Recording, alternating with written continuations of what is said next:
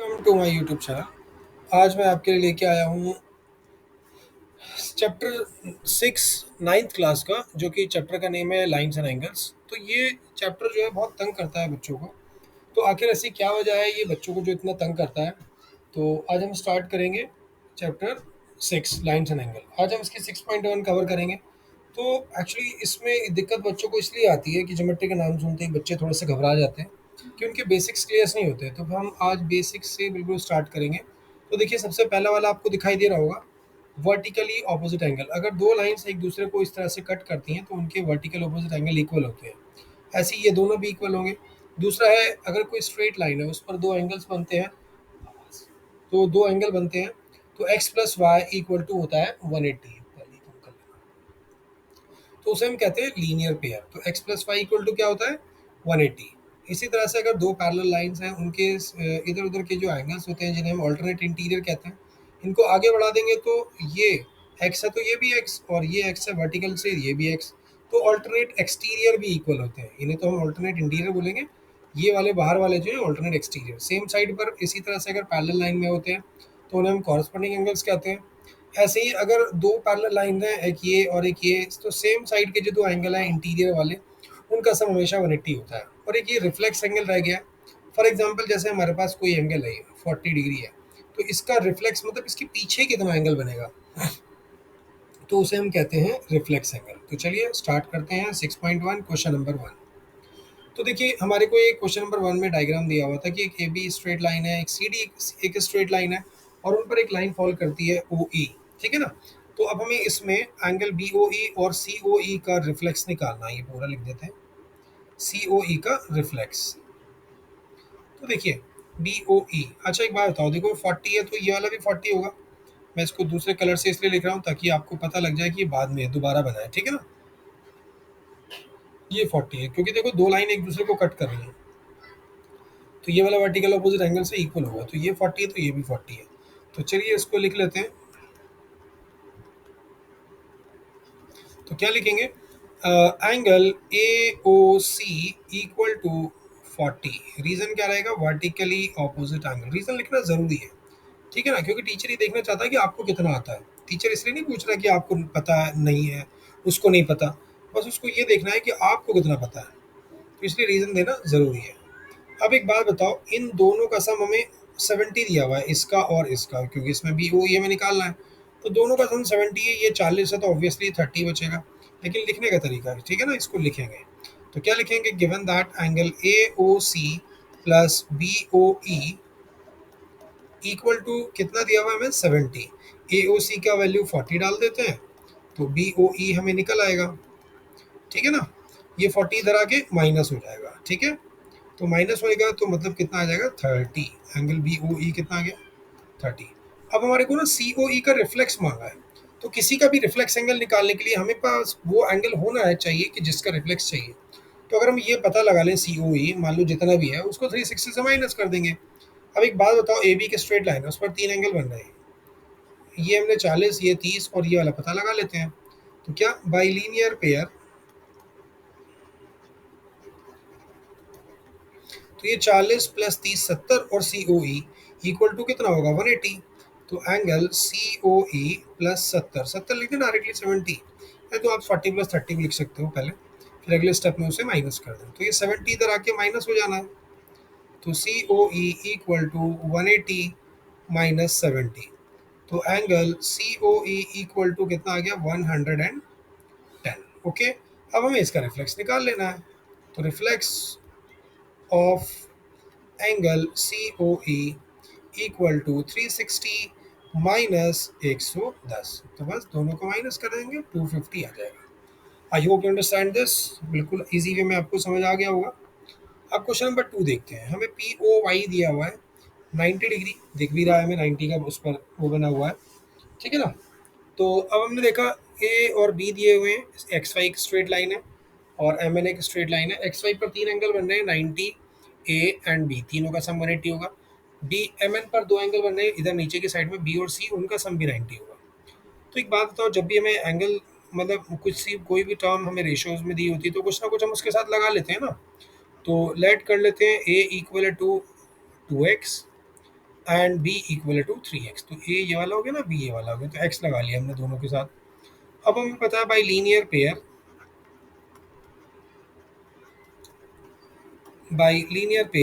A plus B plus 90 equal to कितना रहेगा, 180। मतलब ये वाला और ये वाला तीनों जोड़ेंगे तो कितना रहेगा, 180।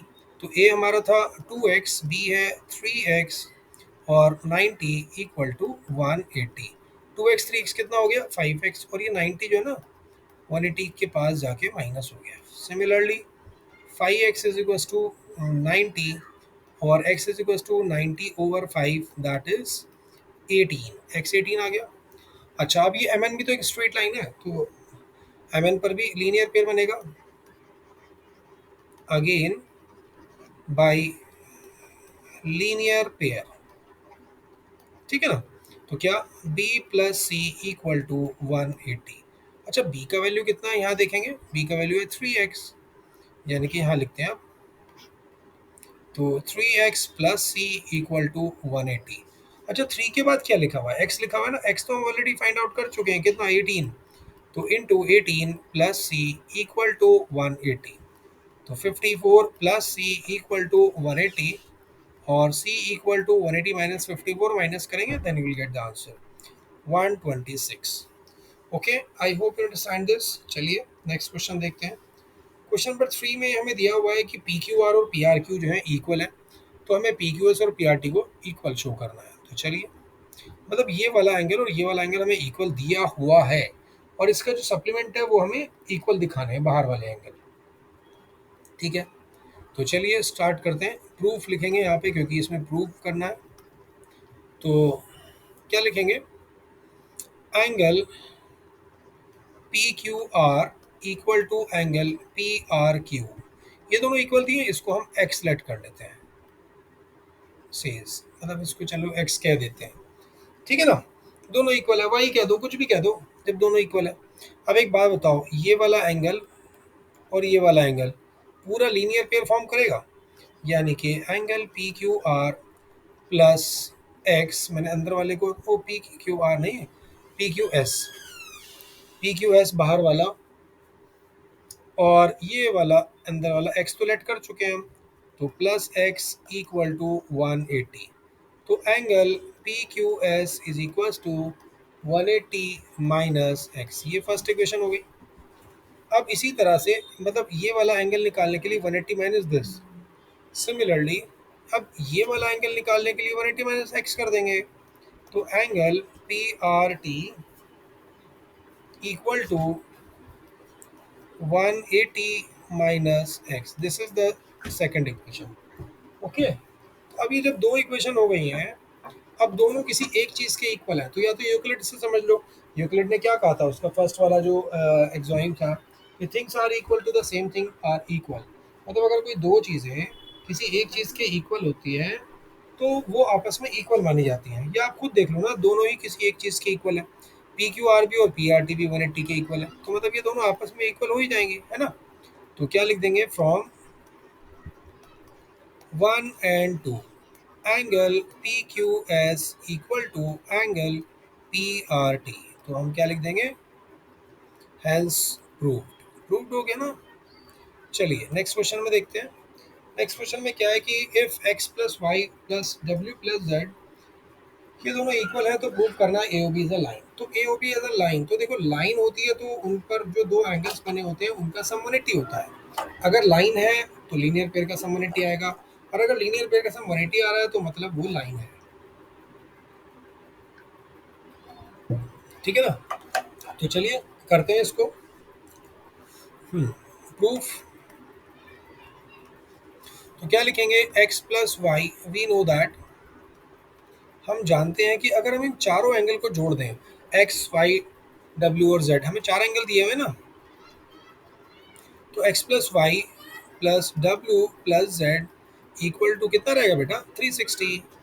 अब एक्स प्लस वाई के बाद क्या लिखा हुआ है, डब्ल्यू प्लस जेड, और शायद डब्ल्यू प्लस जेड की वैल्यू में दी हुई है क्या, एक्स प्लस वाई, तो हम ये डाल सकते हैं। तो डब्ल्यू प्लस जेड की जगह वापस एक्स प्लस वाई आ गया इक्वल टू 360, एक्स एक्स हो गया 2x, वाई वाई हो गया 2y इक्वल टू 360, है ना। टू कैन बी कॉमन, तो X plus Y equal to 360, ये टू डिनोमिनेटर में आ जाएगा, तो 360 डिवाइड बाई टू है ना, 360 divide by two that is 180। तो एक्स और वाई कौन सी लाइन पर बन रहे हैं, ए बी पर। तो by converse of linear pair, by converse of linear pair, है ना। भाई अगर लाइन होती तो सम 180 आता, अब सम 180 आ रहा तो मतलब लाइन, तो A O B is a line. Okay, got it. तो चलिए नेक्स्ट क्वेश्चन देखते हैं। नेक्स्ट क्वेश्चन एक इंपॉर्टेंट क्वेश्चन है, कई स्कूल में पूछा जा चुका है ये वाला। तो देखिए सामने एक डायग्राम आपको दिख रहा होगा, एक पी क्यू लाइन है, उस पर एक आर ओ परपेंडिकुलर है और एक ओ एस है, ठीक है ना। तो अब हमें क्या करना है, बस इसमें आर ओ एस एंगल जो है ना, वो दिखाना है Q O S minus P O S का हाफ। तो चलिए शुरू करते हैं। तो सबसे पहले इसको देखेंगे, हमारे पास जो है ना, क्या क्या दिया हुआ है कि 90 डिग्री दिया हुआ है। तो एक बात बताओ, ये 90 वाला और ये वाला, ये दो एंगल को अगर मैं जोड़ दूं तो क्या ये वाला बन जाएगा, बन जाएगा। तो मैं वही लिखूंगा, क्या लिखूंगा, angle R O S plus 90 equal to angle Q O S, first equation है ना। अच्छा एक बात बताओ, पी क्यू एक स्ट्रेट लाइन है तो इधर 90 है, तो इन दोनों का सम भी तो 90 ही होगा। तो क्या लिखने वाले हैं कि angle P O S plus angle R O S equal to 90। तो 90 की वैल्यू क्या है, P O S plus R O S. तो फर्स्ट इक्वेशन में जहाँ 90 लिखा है वहाँ 90 की value P O S plus R O S डाल सकते हैं। तो ये लिखा ना 90, इस 90 की जगह P O S plus R O S डाल सकते हैं। समझ गए। तो बस पुटिंग इन इक्वेशन वन, तो angle R O S first equation लिख रहा हूँ मैं यहाँ पे ये वाली, तो आर ओ एस ऐसी रहेगा और प्लस ऐसी रहेगा। 90 मैंने अभी नहीं लिखा, 90 के बाद आगे इक्वल टू था और इक्वल टू के बाद क्या था, क्यू ओ एस। बीच में यहाँ पर ना 90 आना था, 90 ही तो है ये वाला। तो बस 90 की जगह लेकिन क्या आने वाला, क्या आ जाएगा, क्योंकि 90 की जगह है angle P O S plus angle R O S. अच्छा एक बात, आर ओ एस कितने हो गए, twice of angle R O S, और पी ओ एस इधर ही है, equal to angle Q O S. अभी देखो जो हमें प्रूव करना है उसमें पी ओ एस जो है राइट साइड में, तो चलिए राइट साइड में भेज देते हैं। तो एंगल आर ओ एस बचेगा इधर, और क्यू ओ एस के बाद माइनस में आ जाएगा angle P O S.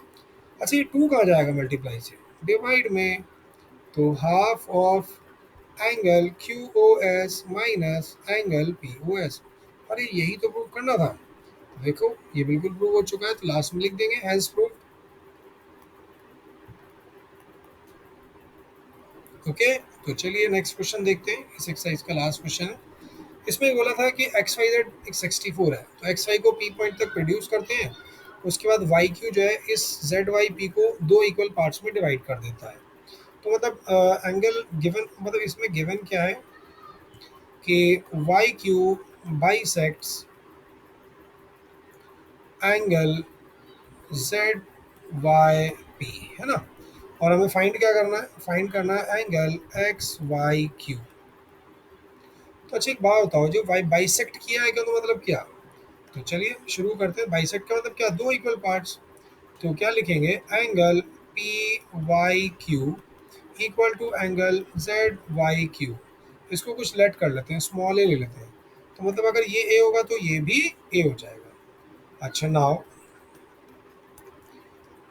By linear pair,